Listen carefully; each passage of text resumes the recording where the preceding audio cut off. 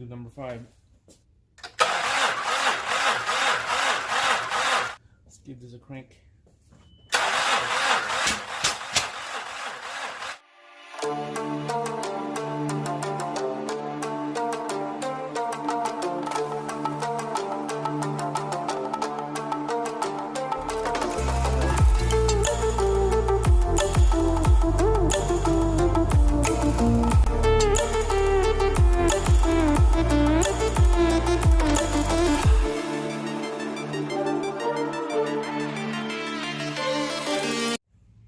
Alright guys, the 3.7, same thing as a 3.5. This is the Lincoln MKX. Will be the same thing as Flex, Mazda CX-9, and couple Fords.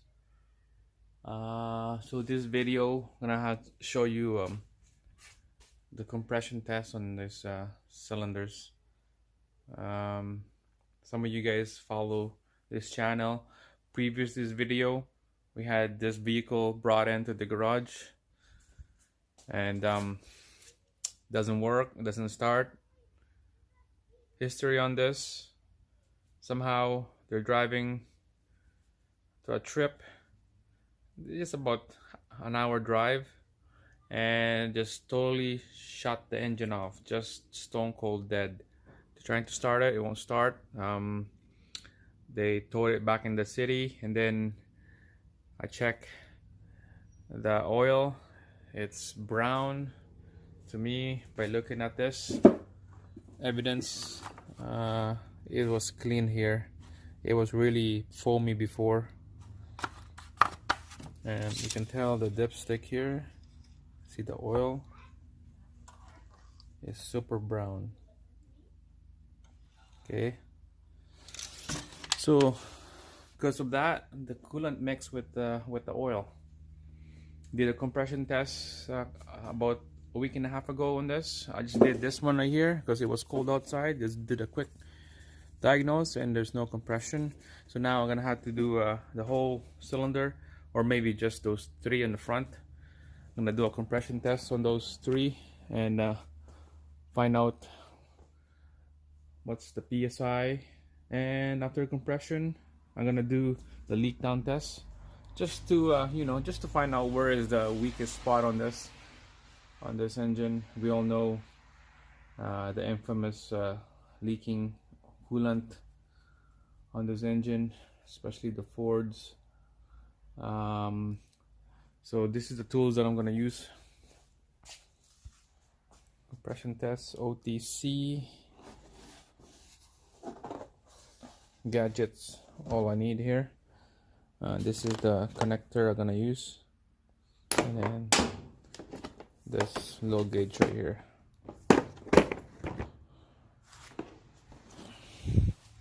So first, let's just take out all these connectors for the coil. Pop the coil off.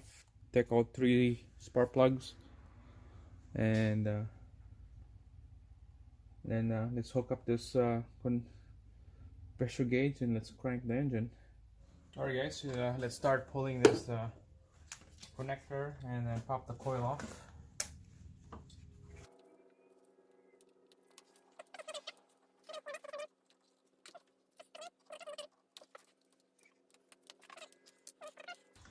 Firing order on this, well, the cylinder is 1, 2, 3, 4, 5, 6. Firing order is 1, 4, 3, 1, 4, 2, 5, 3, 6. That's the firing order on this.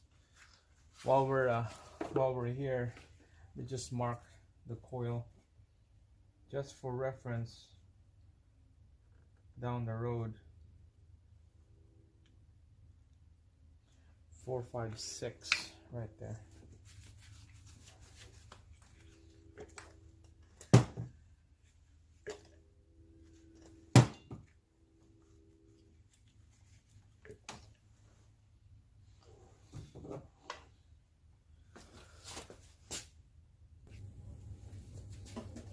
Okay, just blow it off with air compressor just to clean out this area. All right, let's take out the spark plug now.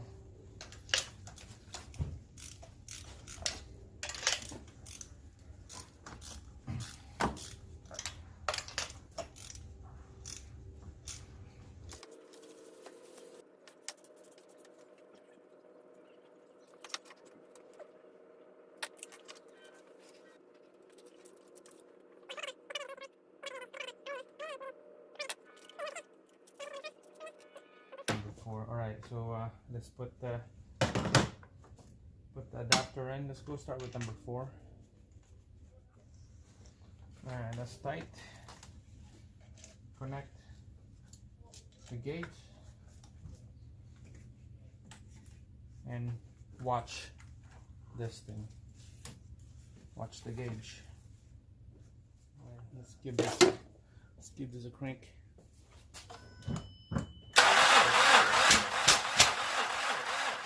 Hey guys, 0 psi, nothing. Move on to the next one. Head gasket. Alright, number 5. Let's do number 5. You can tell the battery is dying.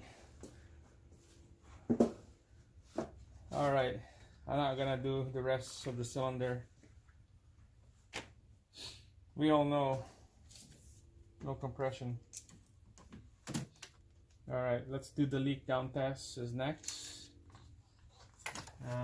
On that part, we need to have the top dead center. Let's just go with the number 4. So that'll be tough. I'll have to put the top dead center on this number 4 cylinder. That means all valves are closed. Piston is up. It's about to fire. We could figure that out. So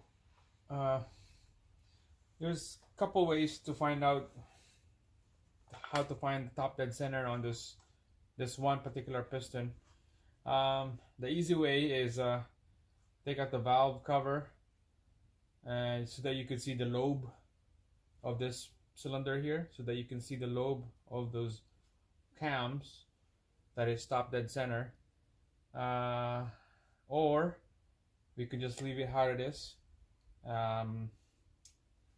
Feel like oh man, it's gonna be tough.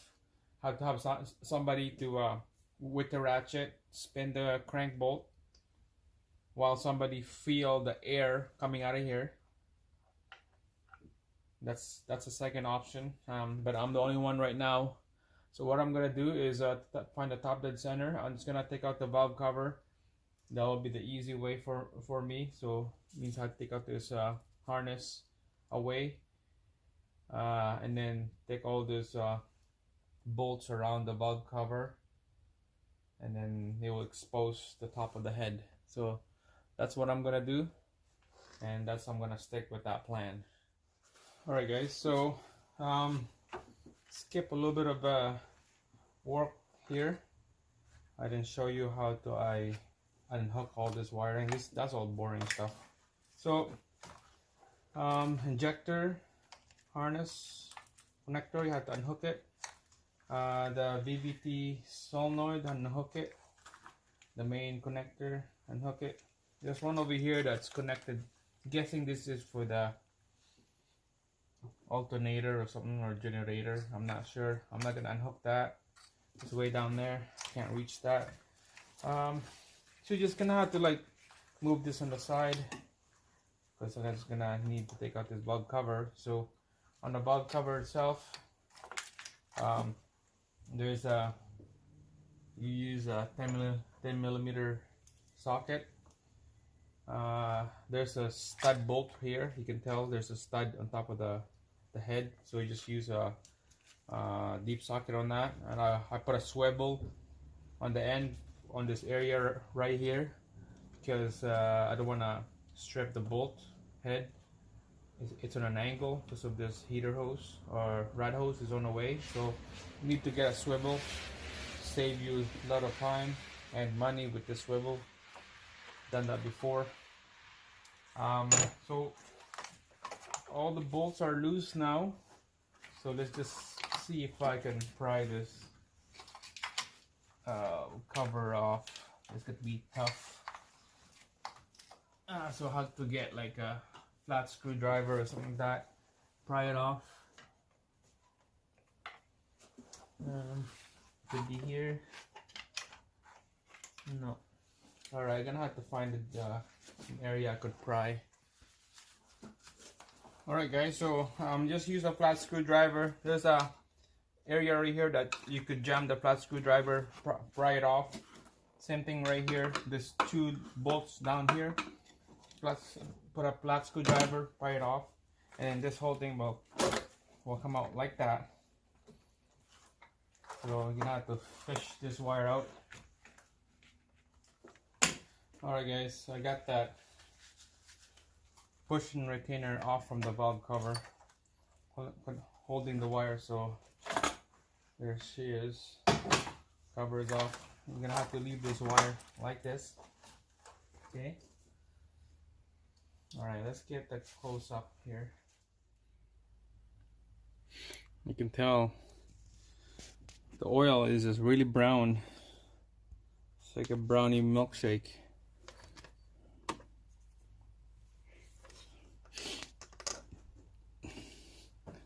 Taking those oil off, this engine looks healthy. You know, there's no gunk, no dry oil. It's really healthy.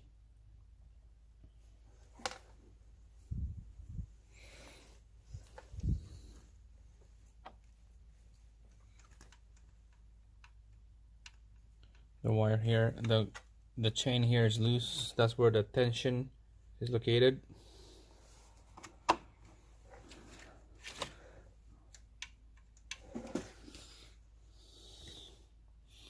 So top of the engine looks nice. This is so clean, except that brown oil. Alright, so we're gonna put this cylinder to top dead center. You see how the lube right here? The lube is oval. That means the valves are closed. This one, the lube is facing down, so that valve is open. That would be, you can tell this is the exhaust, and this is the intake. So we're gonna have to, at this time, I'm gonna have to put a socket on the crank bolt, spin it clockwise.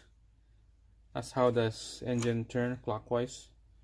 Spin it till this lube, I think another spin probably, and this lube right here will facing up.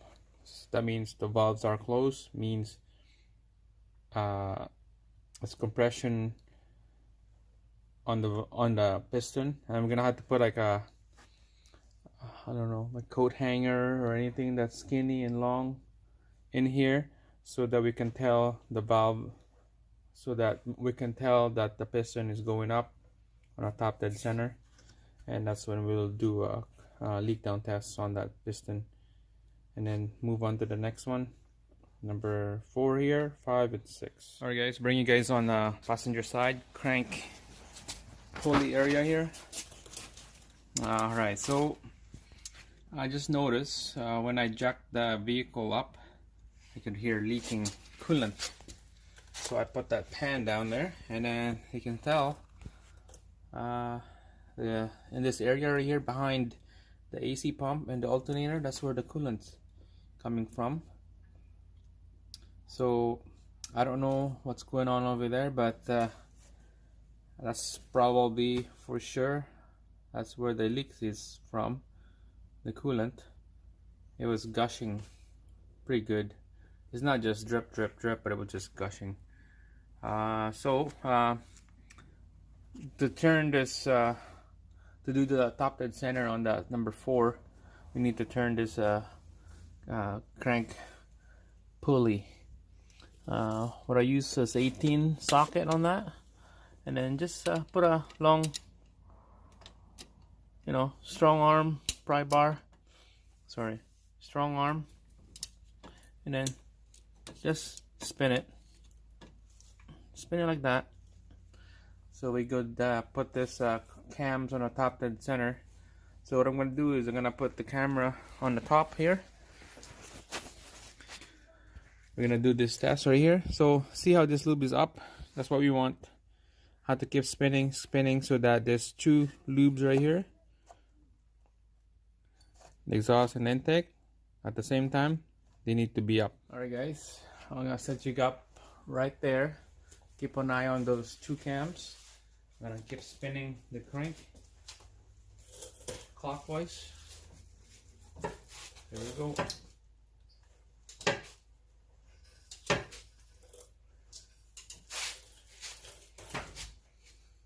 Alright, let's put a rod on a spark plug so we know it's top dead center. Alright, all I got is plastic hose here. So put it on top of the piston. That's it. By looking at this, it looks like I passed the top dead center already. Somehow it just won't get to the top dead center. And if I go spin it backwards, I can feel the crank spinning but not the cam. See that ratchet sound? You can see that piece of rubber hose is going down. That means this thing, the tensioner and the chain, is stretch. Skip a tooth already. Who knows, 3 or 4 tooth. If I spin it to the right, it will go. It will move everything, but if I spin it to the left, the crank's moving but not the cam. So it's buggered up already. So right now I can't do the timing, the top dead center, because it skipped a couple tooths already. It's not timed right. This engine is screwed, and the only thing that to put this back in time is take out the valve cover. Sorry, take out the timing cover and put it in the right time. But why would I do that? That this engine is leaking now coolant and oil anyway. So and you can tell that when I put my finger here, I could feel there's a slack. I don't know if you can see it. There's a slack on that chain. So it jump a tooth, and it's a blew-in head gasket. So it's time to pull this engine, guys, and that's it. This is it. This is done. I'm gonna have to order a new engine. It'll take a couple days. So that's it, guys. Next video is probably, who knows, I don't know what I'm gonna do with this, how I'm gonna pull this out. Could be coming from the front, pulling up from the front, or jack the whole vehicle up and drop it down from the bottom. I have no idea. See what you guys think, and let me know. If you're new to this channel, make sure to subscribe. You get to see the process of this vehicle, the process of taking the engine out, and stay with me, and we'll get through this, and hopefully this vehicle is back on the road. So yeah, thanks for watching, and I'll see you again. Alright, so I'm just gonna show you guys before I close this video. I got this Mighty Vac Pressurize for the coolant system. This is the box. This thing helps me a lot of times on many vehicles I'm working with. Pretty much gets you a different size of cap for your overflow tank or rad cap. Get the right size, hook it up to your vehicle. So there's mine, and here's the pump, gets you the PSI. So I was just kinda fooling around before I start taking this engine out. When I pump it, I could hear something gushing. Get you down here. See that gushing sound? So basically I'm pumping the cooling system and I'm trying to pressurize it. Just want to see, you know, where is the coolant coming out. But I've been pumping it the whole time and there's no coolant coming out of the block or the head or the rad or the hose, nothing, but I could hear gushing. I was just thinking, because of the infamous water pump leak, the internal water pump, that's where the seal is is the coolant coming from the seal. So to me it's gushing out of the seal going down to the oil pan. So I was like, what the heck? So you know what, how do I check the oil if there's coolant in there gushing? So when I checked earlier, my oil was, it's on a, had to post the picture on the side of the video. I'm guessing it's just right around here is the oil level, but after pumping that mighty back, it's gushing a bunch of oil. So if I put that dipstick back in here, and you can tell the level is right there.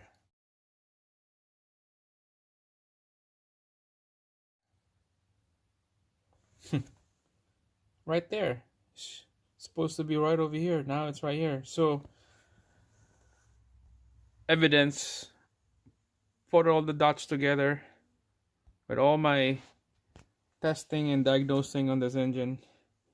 To me, the water pump seal failed, and that's what caused the overheat on the engine. I got that P0 something overheat on the ECU stored in there.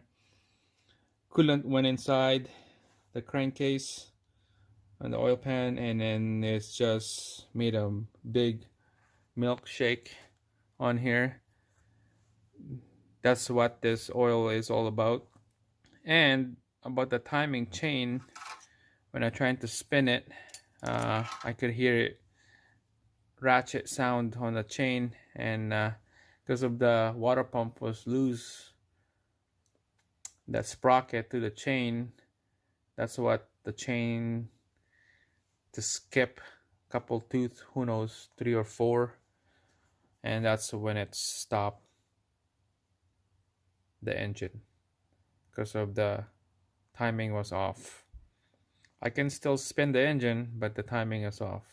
So that's it, guys. This is the end of this engine. You know, that's it. It needs a new one. So that's it. Thanks for watching.